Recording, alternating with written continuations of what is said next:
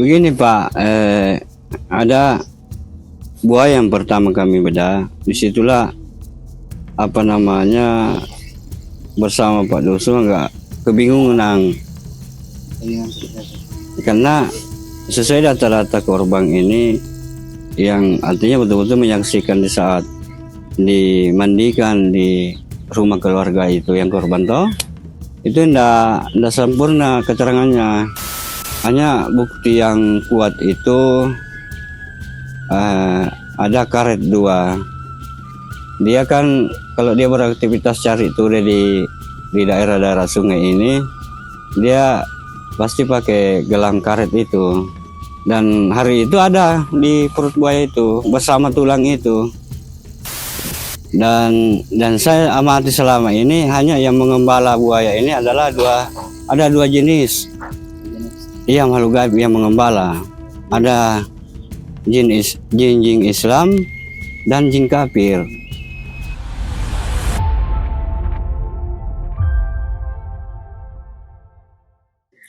Baik, terbenar saat ini kita sedang berada di Dusun Tike Muara, Desa Tike, Kecamatan Tike Raya, Kabupaten Pasangkayu, Sulawesi Barat. Di mana terbenar di dusun ini baru-baru terjadi insiden salah satu warga bernama Remasia itu tewas diterkam buaya pada 7 Juli 2026 kemarin. Peristiwa tersebut terjadi sekitar pukul 4 sore saat Remasia bersama rekannya mencari kerang di salah satu muara dan korban diterkam oleh buaya kemudian ditemukan pada pukul 8 malam dengan kondisi kedua tangannya dan satu kakinya putus dan diduga dimakan oleh buaya. Atas peristiwa ini keluarga korban serta masyarakat setempat meminta salah satu pawang buaya yang berasal dari Kabupaten Mamuju Tengah untuk mencari dan menangkap buaya yang menyerang korban. Dan terbenar sejauh ini sudah ada 5 ekor buaya yang ditangkap oleh pawang buaya bersama masyarakat setempat.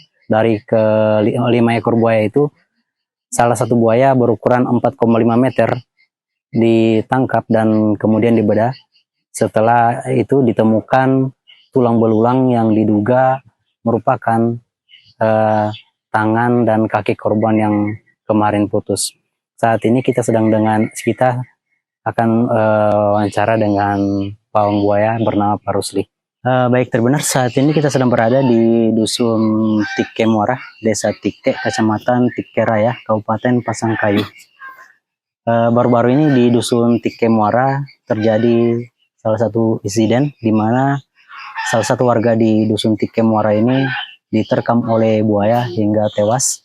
Peristiwa itu terjadi pada 7 Juli 2026 kemarin sekitar pukul 4 sore. Peristiwa itu terjadi saat korban bernama Remasia sedang mencari kerang di muara bersama rekannya. Dan atas peristiwa itu korban tewas diterkam buaya dan bagian kedua tangan serta satu kaki itu putus. Nah, atas keresahan itu keluarga korban serta masyarakat setempat meminta pawang buaya yang berasal dari Mamuju Tengah untuk membantu mencari buaya atau menangkap buaya yang menerkam korban. Sejauh ini sudah sekitar 5 ekor Pak ya. 5 ekor yang ditangkap oleh Pak Rusli, salah satu pawang buaya dari Kabupaten Mamuju Tengah. Dan di sini kita sedang bersama dengan Pak Rusli, pawang buaya dari Mamuju Tengah ya. Baik. Ya, kabar baik. Pak, bisa diceritakan awal mulanya bagaimana Bapak itu dimintai keluarga korban sama warga setempat untuk mencarikan menangkap buaya di Dusun Muara Tike Muara? Begini ceritanya. Saya berangkat dari Tupuyo, terus ke Pedanda, terus saya ketemu siapa? Namanya keluarganya. Salah satu keluarga korban. Saya lupa namanya. Dia berminta untuk buayanya akan dievakuasi. Dan terus pada waktu itu saya hubungi juga pawang yang ada di Pasangkayu ini untuk kerjasamanya. Dan terus setelah kami komunikasi lewat telepon, kebetulan hari itu ada juga Pak Dusung. Nah, disitulah artinya awal kesepakatan kami untuk mengadakan penangkapan buaya itu. Tanggal berapa itu ya kemarin mulai datang ke Kabupaten Pasangkayu untuk ini? Tanggal, saya lupa Pak. Sekitar berapa hari sudah sini? Kurang lebih 10 hari. 10 hari. Iya. Bisa diceritakan sedikit Pak, kayak momen dramatisnya yang paling kita ingat saat menangkap buaya yang kemarin ada 4,5 meter kemarin. Seperti apa? Awalnya itu kami operasi untuk menelusuri Sungai Tike ini. Awalnya memang nggak sulit. Iya. Buayanya semua sungainya ini agak sunyi. Terus yang incaran kami itu ada salah satu buaya hitam besar itu, menurut artinya awal langkah kami. Ya. Terus berapa ekor yang dievakuasi kemarin itu sempat diperiksa ke buayanya itu belum ada artinya bukti-bukti yang dilakukan buaya yang lain. Nah, terus langkah-langkah selanjutnya, karena sudah banyak juga penjelasan masyarakat bahwa pelaku tersebut itu adalah bukan buaya menetap di Tike ini. Terus buaya itu ada beberapa daerah ini dia kuasai, buaya pelaku ini. Jadi posisi buaya itu bisa kami buru-buru malam itu dia tidak ada di lokasi ini. Gimana? Nanti beberapa hari itu kami sudah agak lemas juga bersama pawang-pawang sebagian di sini dan arahan Pak Dusung. Tiba-tiba ada muncul, mungkin siang-siang begini, munculnya keluarnya dari sungai tempat kejadian juga menuju ke muara ini. Nah, terus kami melakukan pengejaran. Disitulah kami bisa evakuasi pas di perbatasan air tawar ini dengan air laut. Bagaimana cara penangkapan? Apakah menggunakan perangkap atau semacam tombak seperti apa? Iya, yang saya gunakan selama ini baik buaya yang kami evakuasi di Mamuju Tengah itu dan kami ternak selama ini yang ada di penangkaran Mamuju Tengah, itu semua alat yang selama yang saya pakai hanya alat itu yang saya gunakan juga di. Dia semacam tombak kayak. Ya, semacam istilah bahasa harbun. Iya. Kalau mungkin bahasa daerah kita ini tombak. Saat penangkapan buaya 4,5 meter kemarin, apakah ada perlawanan dari buaya tersebut? Sempat. Istilahnya istilahnya menyerang kapal kami hanya melawan, istilahnya baku tarik lah begitu. Ini Pak, kan ini buaya bisa dibilang dia berpindah-pindah tempat, bukan cuma di satu tempat. Apakah ada caranya Bapak supaya ini bisa mengetahui keberadaan buaya tersebut? Selama artinya beberapa tahun sudah ini kami berburu, artinya khusus menangani satwa liar ini demi untuk keselamatan pada umumnya, karena habitatnya sekarang ini kan sudah tidak baik lagi habitat buaya ini. Jadi buaya itu minimal 3-4 hari, misalnya buaya yang di Lariang atau Pasangkayu dia menuju ke Muara Tike ini kan, itu otomatis 3 hari Misalnya 3 hari di sini baru kembali lagi ke asal dia. Mm. Entah apa maksud dia masuk, apakah dia musim kawinnya atau di saat mencari makan. Itu ada salah satunya itu. Ada waktu-waktu tertentunya dia di lokasi yang sama itu. Iya. Berarti ada. Ini Pak, kan ini kalau bisa dibilang pekerjaan ini untuk menangkap buaya bisa dibilang sangat berbahaya Pak, ya. Ya. Apakah ada kayak ritual atau doa tertentu sebelum turun untuk menangkap buaya? Kalau itu yang dibahas, yang artinya yang mau disampaikan secara umum, ini kan istilahnya kalau menyangkut masalah goib. Ya. Iya, otomatis karena buaya itu di saat sudah habis di zaman Nabi, di saat hidup sama Nabi, artinya nabi-nabi kita itu kan mereka semua yang mengatur, yang bisa berdialog kan, sama makhluk semua binatang-binatang yang ada di muka bumi ini. Terus di saat Nabi kita ini terakhir ini sudah tiada lagi, dan saya amati selama ini hanya yang mengembala buaya ini adalah ada dua jenis. Iya, makhluk gaib yang mengembala. Ada jin Islam dan jin kafir. Itu. Berarti ada ritualnya Pak, atau doanya sebelum turun. Iya. Dan sebelum turun, dan dia antara apa namanya, harus kita hormati juga alam seperti itu. Dan kami minta halalnya juga. Yang artinya kan buaya ini tidak semuanya pelaku. Dan yang kami harapkan itu harus dimunculkan dan tidak usah lagi disembunyikan. Karena yang menyembunyikan mereka seperti itu, yang goibnya tadi itu. Iya.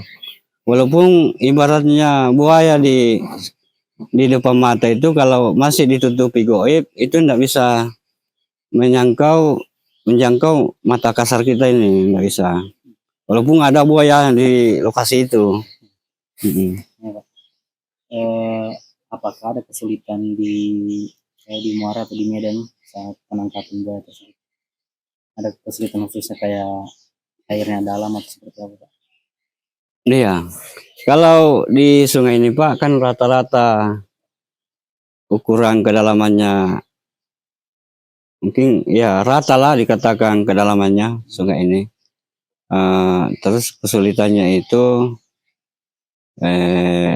apa ya?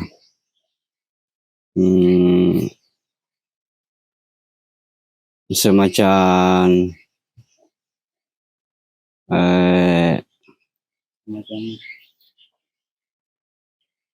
apa kesulitan itu? Tapi ada tetap kesulitannya saja penangkapan buaya. Iya, kalau masalah itu iya, lokasi medannya memang nggak susah, memang nggak seram medannya. Makanya saya juga berpikir biasa itu keadaan peras itu di perjalanan. Kenapa saya nekat ini orang beraninya dia turun di tempat seperti ini? Iya, karena memang nggak ngeri sungainya ini. Tahuan kalau memang ada buaya. Iya, kalau anak-anaknya itu ya berkeliaran, banyak anaknya. Iya, di sepanjang pinggir kawasan sungai itu. Yang 1 meter, yang 70 cm, yang 2 meteran ada. Tapi sasaran kami itu buaya yang pelaku. Jika kami itu dilakukan misalnya penangkapan besar-besaran, ibaratnya sembarang mau ditangkap, sudah banyak itu. Iya. Sudah ada 5 ekor yang ditangkap. Iya. Dari 5 ekor ini apakah sempat ada momen yang hampir membahayakan nyawanya Bapak sendiri saat menangkap buaya? Ada waktu itu pas di sudut pasir ini yang di depan ini. Di saat saya tarik bersama bapak beliau ini, sempat menyeram buaya itu, sempat terpecah, artinya samping perahu yang dekat kemudi itu diterkam buaya itu. Siapa ini, warga atau bapak sendiri? Iya, saya sendiri, kami bersama warga. Sempat mau diterkam? Iya, sudah diserang kapal itu. Oh. Diserang, sempat pecah itu samping baloknya itu perahu dekat kemudi. Iya. Terus kemudian yang mengemudi perahu itu lompat ke pasir dia. Iya, hampir seandainya ndak apa tinggi samping perahu itu mungkin sekitar sasaran ini yang dikena. Hampir kena bagian Iya, pinggang yang... anggota saya yang kemudi itu. Iya. Kalau bapak sendiri hampir di bagian mana yang diserang? Kalau saya ndak, karena di posisi saat itu saya menahan tali pengikat buaya itu. Berarti warga yang hampir yang kena? Iya, anggota saya. Kan kemarin ada beberapa ekor sudah buaya yang ditangkap dan sudah dibedah, ternyata bukan pelakunya, Pak ya. Apakah sempat patah semangat? Begini Pak, ada buaya yang pertama kami bedah, disitulah apa namanya bersama Pak Doso agak kebingungan, Seperti apa? karena sesuai data-data korban ini yang artinya betul-betul menyaksikan di saat dimandikan di rumah keluarga itu yang korban toh, itu ndak sempurna keterangannya. Itu yang kami perlukan dan kami cocokkan sama hasil beda kami itu. Dan sempat kami temukan juga di dalam kandungan apa Buaya. perut buaya itu ada hati, segumpal hati, mungkin sebesar kelapa yang dibelah itu. Iya. Itu hati apa kira-kira ini? Nah itulah, karena kami minta keterangan di sana, ndak bisa dijelaskan secara detail mereka anunya. Berarti sebelumnya kan ada beberapa ekor buaya yang ditangkap kemarin, bukan pelakunya ya. Berarti tetap semangat untuk menangkap buaya. Iya, kami tetap semangat. Tetap kami upayakan, artinya penangkapan kami itu, karena yang kami khawatirkan saudara-saudara kita ini yang kedepannya, artinya jangan sampai akan terulang seperti itu. Iya. Saat membelah perut buaya ini, apakah ada kayak rasa ngeri tersendiri untuk bapak sendiri melihat? Di saat pembedahan itu atau memang sudah terbiasa? Bukan saya sendiri yang bedah, warga sendiri yang warga ya di sini yang bedah, karena dia sangat semangat warga di sini untuk membantu pencarian bangkai bukan bangkai bukti-bukti yang sifat tubuh manusia ini yang kami cari saat itu. Ya, kan bapak sudah lama ya jadi pawang buaya. Iya. Apakah bapak tahu ciri-ciri buaya yang sudah memangsa manusia sama tidak? Kalau buaya misalnya, misalnya lah, misal kita berburu malam itu, misalnya ada 10 ekor di depan kita. Ya. Itu ciri-cirinya, dia misalnya kita senter, kita kasih penerangan itu cahaya senter, dia langsung gelisah, dia tidak sama buaya-buaya yang lain. Iya, dua faktor kegelisahannya itu, apakah dia mau menyerang kita menuju ke kapal atau sekalian kabur dia, begitu. Kira-kira terakhir Pak, mungkin ada himbauan kepada masyarakat yang lokal di sini untuk supaya tidak saya berani lagi untuk cari ide sementara waktu. Iya, dan saya himbau semua, khususnya yang ada di Kabupaten Mamuju Utara ini, Pasangkayu, saya himbau, terutama ada 2 waktu, hari Selasa dengan hari Sabtu. Itu di seluruh dunia itu tetap ada 2 waktu itu yang tempat kejadian. Ada apa waktu itu? Dan kedua memang, dan saya pelajari waktu itu ternyata hari berdarah, Sabtu dengan Selasa. Dan kedua, di saat buaya mengincar mangsanya, dia masuknya Janjang 4. Datanya Janjang 4 itu menelusuri pesisir sungai baik sampai ke muara untuk cari mangsa. Jadi saya himbau, tolonglah diingat waktu-waktu itu. Terus waktu subuh dan waktu asar di saat menjelang maghrib. Dia sore sampai subuh ya? Iya. Itu waktu makannya buaya? Iya, waktu makannya. Terus kalau tengah-tengah hari ke sana, itu jarang terjadi. Mungkin tidak ada yang terjadi penerkaman begitu. Tapi kalau bisa mungkin dihindari. Ya, kalau bisa dihindari. Jangan dianggap bahwa ini tidak ada buaya di lokasi ini. Karena buaya itu incarannya dia 300 sampai 200 meter. Dia itu penglihatannya tajam sekali.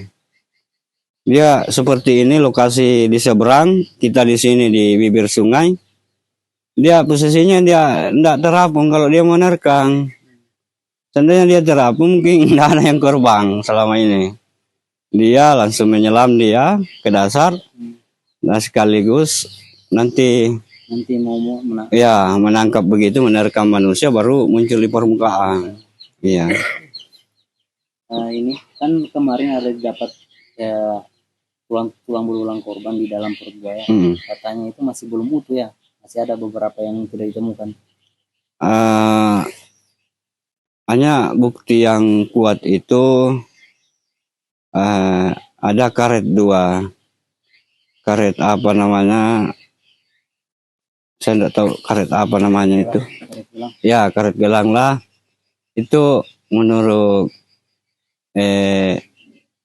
teman-teman korban ini, dia kan kalau dia beraktivitas cari tuna di daerah-daerah sungai ini, dia pasti pakai gelang karet itu. Itu semacam apa? Enggak, dia pakai mengikat kaos kaki. Dan hari itu ada di perut buaya itu bersama tulang itu. Tapi sejauh ini masih akan mencari buaya lagi Pak? Rencana saya ini Pak, saya akan mau mundur dulu. Karena begini ceritanya, kalau permintaan warga dan pemerintah Pak Dusung setempat ini tetap lanjut, karena ya namanya Pak mungkin trauma satu dusun ini, ketakutan, kasihan, makanya dia sangat mengharapkan, meminta untuk tetap berlanjut. Hanya yang kami sulit di sini Pak, ini dana untuk operasional. Sejauh ini operasionalnya sendiri Pak, ini dana pribadi atau ada bantuan dari pemerintah? Kalau di sisi itu Pak, saya tidak tahu jelaskan, nanti beliau Pak Dusung yang jelaskan sendiri. Oke. Terima kasih Pak. Terima kasih. Demikian Tribuners, dan sampai saat ini sudah ada 5 ekor buaya yang ditemukan dan ada 1 ekor yang terdapat tulang belulang korban di dalam perutnya setelah dibedah. Terima kasih Pak. Download Tribun X sekarang, menghadirkan lokal menjadi Indonesia.